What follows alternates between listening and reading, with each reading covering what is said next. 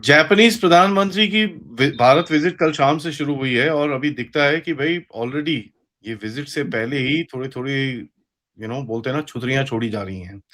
सबसे बड़ी चीज़ जो डिस्कशन में है और ये एक बहुत ही ज़बरदस्त सी चीज़ है कि भाई साहब जो जापान और भारत के बीच में ट्रेड होगा, वो डॉलर-शॉलर में नहीं होगा, वो रूपी वर्सेस येन में होगा, अपनी लोकल करेंसी के अंदर। और जापान तो एक वैसल स्टेट है, ठीक है? पूरी तरह से अमेरिका के वश में है, तो जापान किस तरह से ये सॉर्ट आउट करेगा, ये देखने वाली बात होगी।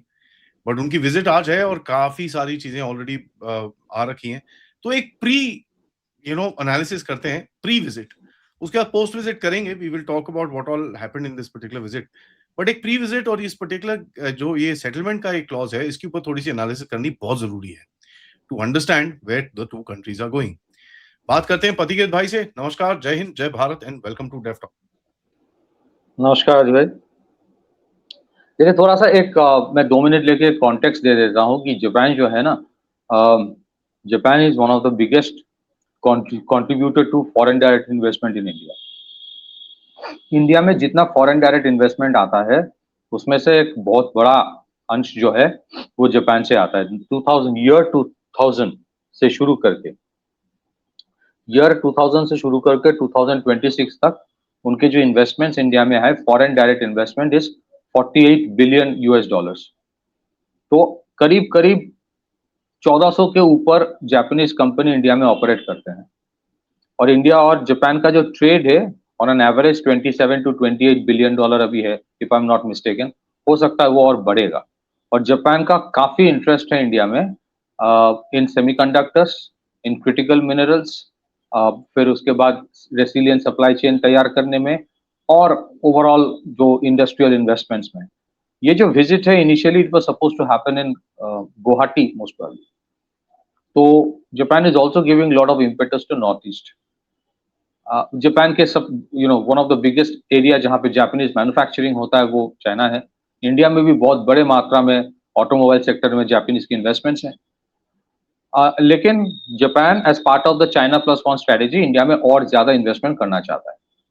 ना कमिंग टू योर पॉइंट कि ये जो नॉन डॉलर डिनोमिनेशन में अगर ये ट्रेड या सब कुछ होता है, चाहे वो रेमिटेंस भेजना हो, चाहे वो रॉयल्टी भेजना हो, कुछ भी हो, अगर वो नॉन डॉलर डिनोमिनेशन में करता है, मतलब जैसे इंडिया और रशिया का जो ट्रेड है वो रूपी और रूबल में होता है। कभी कभी कभी कुछ जगह पे चाइना रशिया ने रिक्वेस्ट किया था तो कोई थर्ड करेंसी में दिया गया था विच वॉज नॉट डॉलर। ये जो इंडिया और जापान के बीच हो रहा है, this is a very different thing, this is a very interesting thing. जैसे आपने कहा कि Japan is almost like a vassal state of the Americans.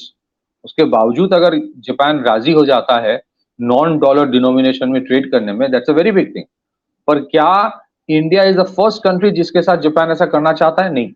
Japan ने ऑलरेडी ये मैकेनिज्म इंडोनेशिया के साथ करके रखा है, and they are also deliberating, उसके ऊपर बात चल रही है कि वो मलेशिया के साथ भी करना चाहता है।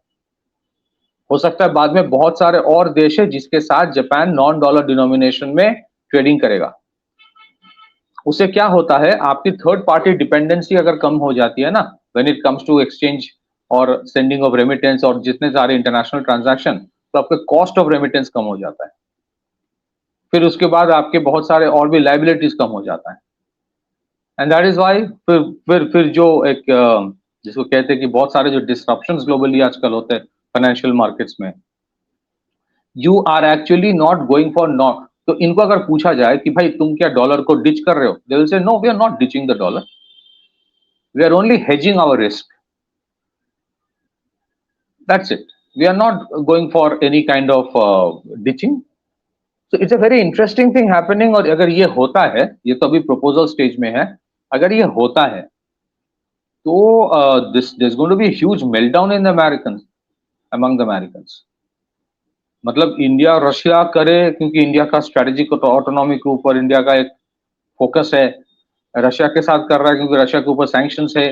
चाइना अपना करता है क्योंकि चाइना को नंबर 1 बनना है। ये सब तो समझ आता है, but Japan, so then you understand कि Japan in spite of being a literal vassal state, जैसे आप बोल रहे हो, ऑफ द यूएस, उनके न्यूक्लियर सिक्योरिटी के अम्ब्रेला के अंडर है वो लोग, लेकिन शायद कहीं ना कहीं जापान में एक सफोकेशन है।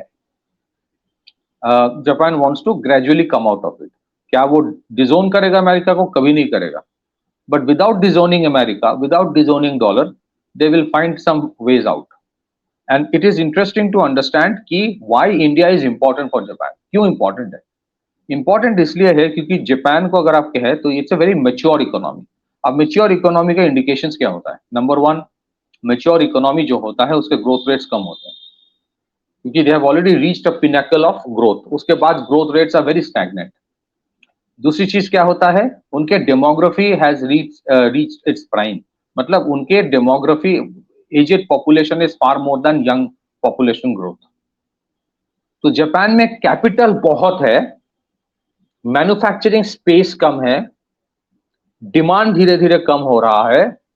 So they are looking for a market और अ रीजन जहां पे demand is rising, manufacturing capability काफी हद तक है, जो पूरी तरह से जिसको एक्सप्लॉइट या एक्सप्लोर नहीं किया गया है, और जहां पे मार्केट भी है और स्किल्ड मैन पावर भी है। तो इस हिसाब से अगर देखा जाए, Japan has always pivoted around India, क्योंकि इंडिया में जो ऑटोमोबाइल सेक्टर का रेवोल्यूशन आया है पिछले 30 साल में, उसमें जापान का एक बहुत बड़ा कॉन्ट्रीब्यूशन है। आप देखिए, कोई भी टू व्हीलर सेगमेंट में ऐसा कोई इंडियन कंपनी नहीं है जिसने इनिशियली कोई एक जापानीज कंपनी के साथ कोलैबोरेट ना किया हो, चाहे वो सुजुकी हो, चाहे वो कवासाकी हो, चाहे वो यमाहा हो, चाहे वो होंडा हो। और and those who collaborated with the Japanese eventually became global players themselves, चाहे वो टीवीएस हो, चाहे वो हीरो मोटर्स हो, चाहे वो बजाज हो। फिर उसके बाद आप देखेंगे फोर व्हीलर में सुजुकी इंडिया, जो मारुति सुजुकी पहले कहा जाता था, it's a very big organization, very big. तो they want to invest in India's automobile all over again, they want to invest in semiconductors, defence में बहुत सारे एरियाज है जहां पे कोलैबोरेट करना चाहता है, and they want to do at least a segment of the trading in non-dollar denomination, which is a very, very big thing for the Americans. And the Americans are not going to be very happy with this, क्योंकि उनको लगेगा this will have a domino effect. उनको लगेगा this will have a domino effect. क्यों? भाई, India तो American ally नहीं है, स्ट्रेटेजिक पार्टनर तक ही है। रशिया तो लिटरली दुश्मन है। China is a strategic adversary. वो करे तो ठीक है, लेकिन जो अमेरिकन एलाइज है, and somebody as big as Japan, which is among the top 3 economies of the world, अगर वो करे तो क्या गारंटी है कल जर्मनी नहीं करेगा? क्या गारंटी है कल यूरोपियन यूनियन ये नहीं करेगा? यूरोपियन यूनियन तो वैसे ही चाहते हैं कि सारे ट्रेड यूरो में हो, और उसके लिए उसको लेके जापान, उसके साथ उसको लेके ही यूरोप और अमेरिका में बहुत प्रॉब्लम्स है। अब जितना भी आप देख रहे हैं कि जहां जहां यूरोप को कॉर्नर करके रखता है ना America, it's primarily because Europe ने हमेशा चाहा है to undermine the dollar and re-emerge as the prominent continent through trade in euro. अब जिस जिस ऑर्गन कंट्री ने बोला था कि मैं डॉलर को डिजोन करके यूरो में ट्रेड करूंगा, उनका हाल खराब हो गया। चाहे वो सीरिया हो, चाहे वो ईरान हो, चाहे वो लीबिया हो। लीबिया तो खैर बोला था कुछ और, मतलब अपने खुद का गोल्ड दिनार लाएगा। So Japan is a very critical part, critical thing. और जापान के लिए अब इंपॉर्टेंट चीज ये है, ये भी देखना है कि is Japan actually trying to hedge its own risk.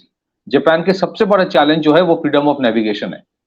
उनके जो चैलेंजेस विद जापान चाइना है वो छुपी नहीं है। तो चाइना के ऊपर उनके इकोनॉमिक डिपेंडेंसी भी है, क्योंकि Japan China is one of the biggest region जहां पे जापानीज इन्वेस्टमेंट्स हैं। पर उनके साथ उनके बहुत पुराने, गहरे और जख्मी भरा एक इतिहास है, that was about colonial Japan. So are they trying to hedge it by gradually moving towards non-dollar denomination trade first with India, trying to test the waters, then gradually moving perhaps with China, then slowly without ditching the West, moving a little more closer towards BRICS? Are they trying to do something? क्या उनको लगता है कि middle east में जो हो रहा है, are they trying to draw lessons, जहां पे Americans are fighting a war with the Iranians and the Arab states are actually feeling the heat? Are they concerned कि कल अगर इस साउथ चाइना सी में इस तरफ कुछ हो जाए तो they will be in a catch-22 situation? Are they trying to warm up to the Chinese? और उसके लिए पहले testing of waters with India कर रहा है, हो सकता है। But whatever, those are areas of probabilities. अगर इंडिया के साथ ट्रेड होता है in non dollar denomination, it's a very good thing for India as well, क्योंकि आपके फॉरेन एक्सचेंज रिजर्व के ऊपर थोड़ा प्रेशर कम हो जाता है. Japanese करेंसी जो है ना, it is under huge stress against the dollar right now. 160 plus yen to a dollar हो गया है, क्योंकि जापान में interest rate is very less, around 1%, जहां पे अमेरिका में 3.5 टू 4% है अभी. तो जहां पे इंटरेस्ट रेट ज्यादा होता है, capital tends to have a flight over there. बहुत सारे फैक्टर्स होते हैं उसके, so they are under pressure, and I think somewhere you want to cut down the pressure by going for non dollar denomination trade, which is interesting. अगर this is why I keep on saying, लोगों को लगता है कि don't go by the rupee and dollar exchange rate only. बहुत कुछ उसके परे हो रहा है, बहुत कुछ उसके परे हो रहा है. We are not just looking at you know dollar being the, जिसको कहते हैं ना, पिवोट करेंसी. हो सकता है व्हाट इज बीइंग डिस्कस्ड. अगर आप देखें, आप जब, how are the exchange rate measured today, India का अगर एक्सचेंज रेट जापान के साथ करेंसी के साथ करना होता है, so we are trying to find out $1 how much is equal to 1 rupees, how much is equal to a dollar, then how much 1 yen is equal to a dollar. फिर उस configuration में we try to find out then how much 1 rupee is equal to 1 yen.